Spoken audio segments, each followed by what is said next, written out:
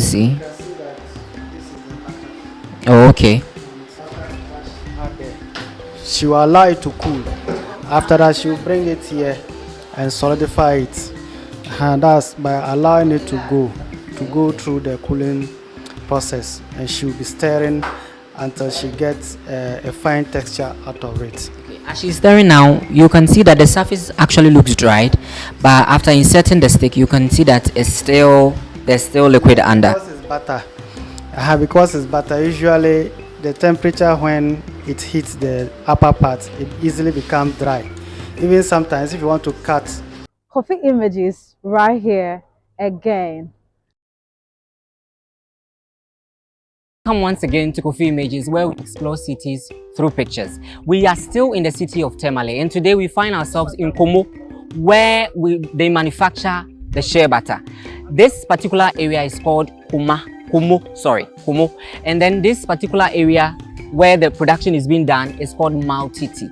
So we are here to find out how the whole shea butter process is being done, the packaging, and how they drain out not only the oil, but also they use some of the waste, as we heard. They use some of the waste for firewood and also in the production process. So come with us on this journey and let's explore.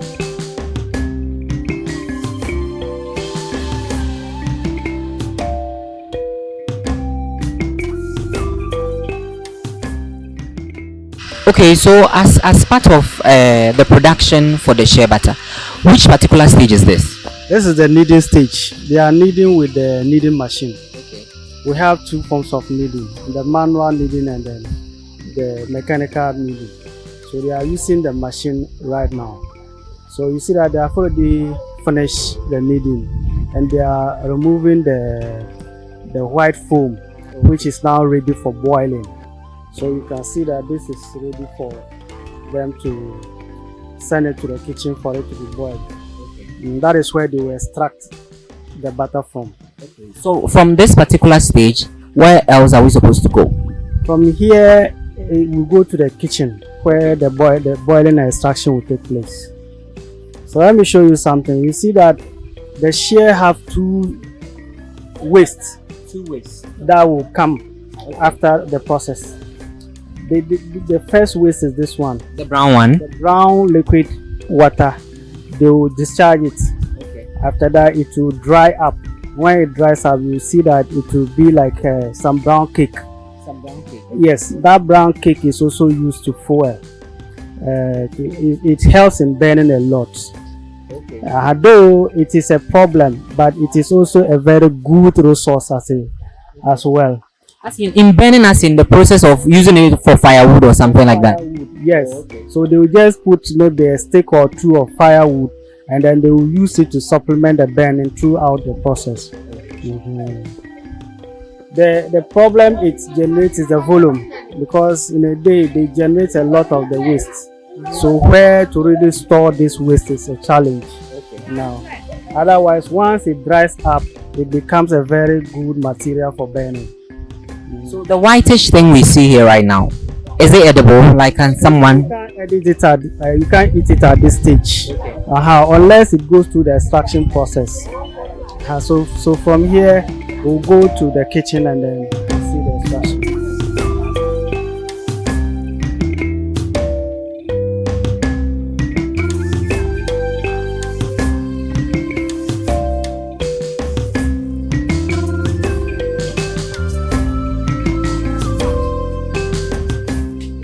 Okay, so right now I can see something like the oil. Yes. Which where the extraction takes place. You can see the white foam that came from the kneading. Okay. And they will now put it inside a pot with a heavy load of fire, for it to extract the butter. So in extracting it also goes through some stages. So you can see the lady where she's stirring. That's just the initial stage when she pour the kneaded butter into the pot. Okay. So as it heats, they will be stirring until the oil starts to come. Okay. So you see that the oil has come. Once the oil comes like this, it now goes through some kind of filtration. So she's scooping up the water and the dirt. Okay. So she would remove them gradually until the butter becomes very pure. Okay. From there, it will now be ready for filtering. Okay, so the oil, can it be used for cooking? Like the way we are seeing it now, can it be used for cooking? In fact, that is what we eat. Okay. That's what we eat. You can use it to prepare jollof. You can use it to fry yam. You can use it to fry any food that you want. Yes. So that place was open. Yeah. But we are gradually moving them and then finding some protection for the women. So at this point, we are giving them some improved stoves, Okay. such that it has chimneys where the smoke will pass, and the woman also feels safe at the other side where the fire is not there. So, Okay, so which of the stages is this one? this is still the boiling. The boiling stage. The boiling stage. This one they actually use charcoal. Okay. Charcoal to produce, but here they are using firewood. Okay. That is the difference. So using the firewood, you see that it generates a lot of smoke. So we're trying to protect the processes too. So the smoke passes through the chimneys, and then the woman stands at where the fire is not coming. So she fixes the fire from this direction and she stands here. So the heat wouldn't get to her. It's still in the process of you protecting them from any form of getting diseases or what? Yes. It's a form of protecting their health. I mean, their health. Yes. So from this particular stage, must it go through where they are doing the stirring, or it's? No, from here there are two forms of boiling: the first boiling and the second boiling. So this one is actually the first boiling. She's actually finishing. Okay. She's not trying to remove the excess oil from it. She has already scooped up the excess oil. The oil. So you can see that she has scooped the oil here. She has scooped out the oil here, and this is now the second boiling. So as she boils, she will now be filtering it, removing the water and the dirt gradually until she completely removes all. Okay, since we are talking, I've seen some dark thick thing in one of the pans. What is that? That is another waste. After the extraction, that's the remaining waste. So she can't get oil from that one again. So is that one also going to be used for like the firewood? Yes. They set the fire, right? Yes. So the waste which they get from after the kneading, the waste water, they allow it to dry.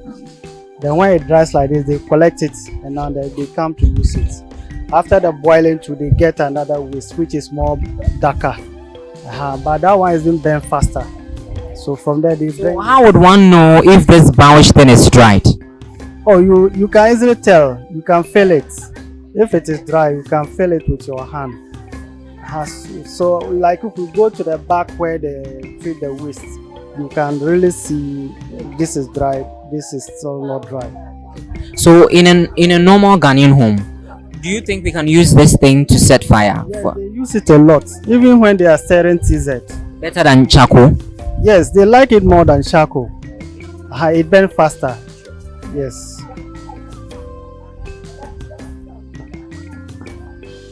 So she's going to do the filtering after the boiling. From here, she will now have to finally filter all the dirt out.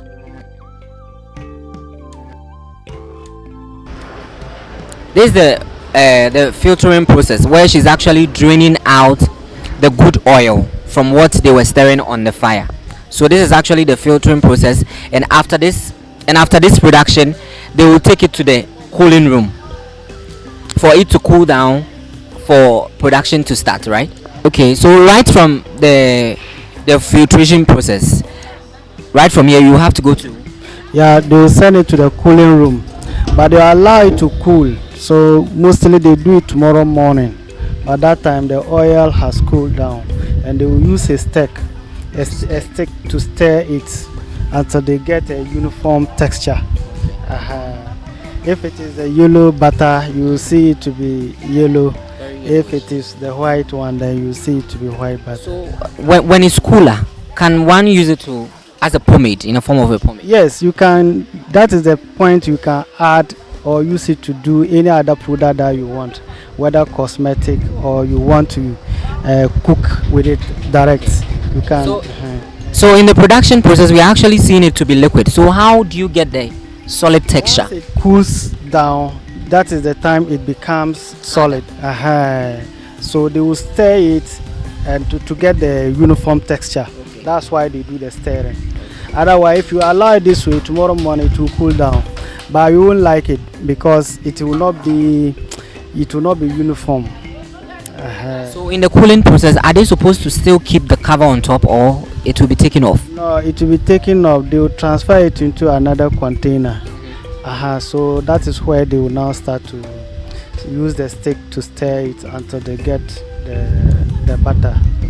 Can you still take us round? We would want to see the entire production process. So we've seen the main processes, which is the kneading and then the boiling. But before we get to that place, we have some processes that we do. We have to wash the kernels. That's the first process. That's the first process. So we have to sort it. So you can see that there are two different roasted crushed nuts here. I can see the colors are quite different. There's dark brown. This one hasn't been roasted.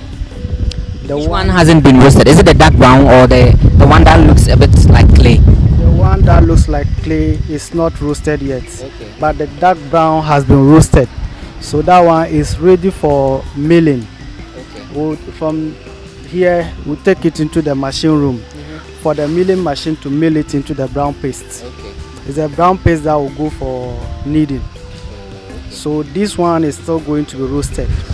But you can see that this has been roasted already, the brown one. Sure. Yeah. So behind us is the cooling room. This is where they keep the oil for them to get the solid texture of it all. This is where they do the cooling.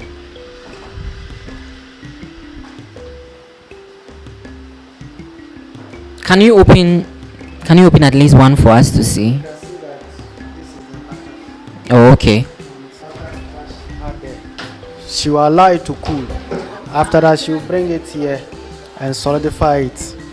And that's by allowing it to go through the cooling process. And she will be stirring until she gets a fine texture out of it. As she's stirring now, you can see that the surface actually looks dried, but after inserting the stick, you can see that there's still liquid under. Because it's butter. Because it's butter, usually the temperature when it hits the upper part, it easily becomes dry. Even sometimes if you want to cut the top part, it looks harder. But once you are able to crack it, so you see that it becomes soft. So this is how they do the stirring. She will stir until she gets a uniform texture. We can see some few boxes behind us. Is that where you do the packaging? Yes. So from just after the stirring, once it becomes solid like this, it's ready for packaging. They will pour it directly into the boxes. So your brand is named African SheaButter.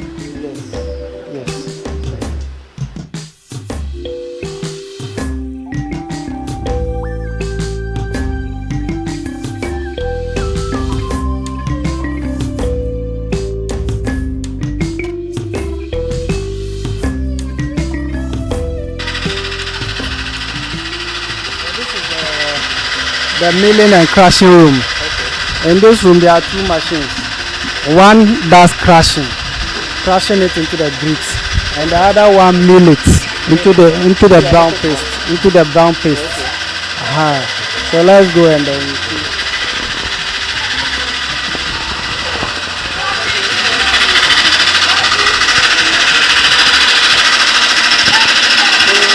Other machine there is a crusher. Okay. But right now they are not crushing. This is the miller. Okay. That one melts it. Yeah, it will mill it. Okay. To mill it into brown paste. Okay. The roasted one, that's the one they are pouring. You can see that is the dark brown.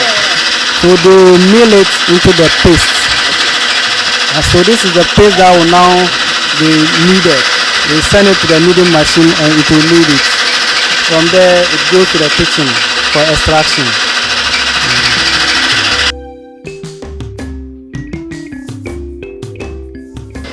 So it will need about an hour.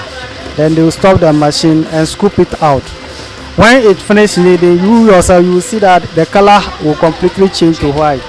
Then they pour water, and then the white foam will come up. Then they will scoop it out. That's the white foam that they will use to boil.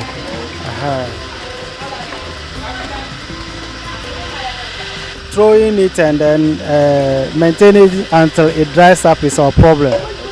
I'm looking for. So what happens since you still use the waste for the production as part of the production? What if it rains and then the rain falls on the brownish thing you are actually going to use for the fire? What happens then? Oh, once it rains some few time, it will dry again. It doesn't take much time, then it will dry. The only difficulty is when it is still at a very liquid state and it continuously to rain. And that is where the problem is. You see that the whole place becomes very muddy. Oh, okay. So can you show us to the place where you dump the waste?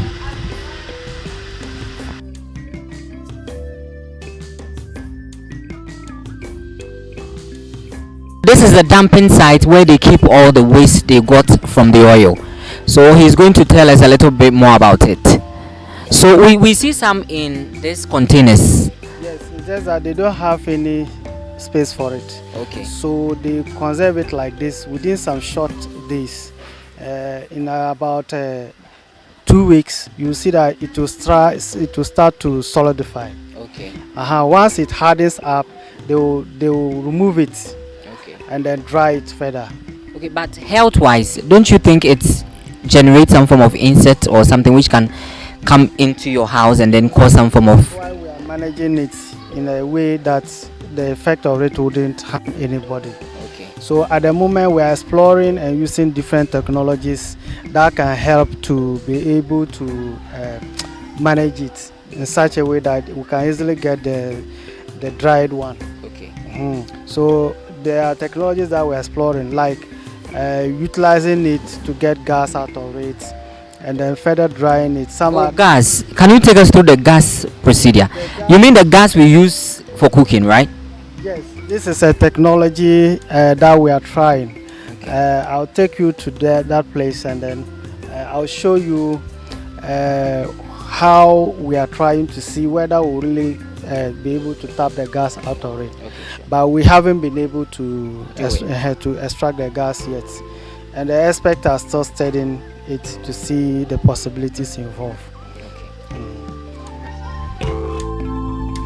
The organic, and which one is the organic shea butter is the one that we actually get the shea nut from the organic parklands.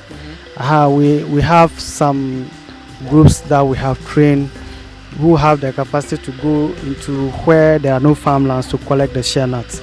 So when we process that shea nut, it is considered as. So I would want to know the starting point. So you get in the nut, and then what next? Let's go inside. Okay. You have to take some good steps to be able to get it. The first is you have to get wash the shea nuts. Then after that, you can take out the black ones and the rotten ones from it.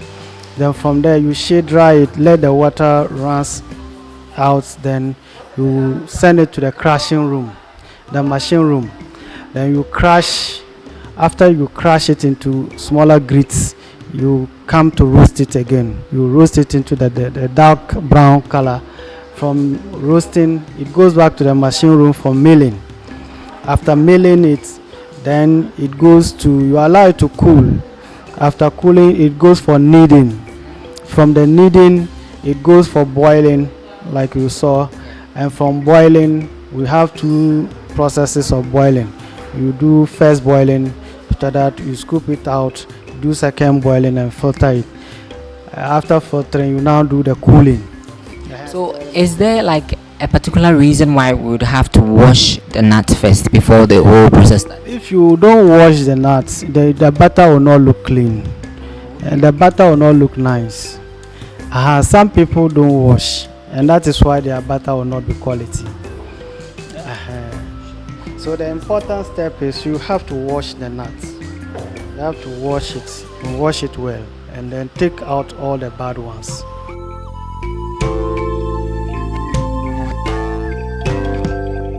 As he mentioned, it's essential to thoroughly wash the nuts before starting the shea butter production to ensure a clear and clean final product. Thanks for joining me on this journey to uncover the process of shea butter making. May the richness of this Asian tradition nourish your skin and enrich your life. Until next adventure, stay informed. For more unique and exciting stuff like this, download the Coffee Images app on App Store or Play Store, or visit our website at coffeeimages.com. My name is Kofi Parker.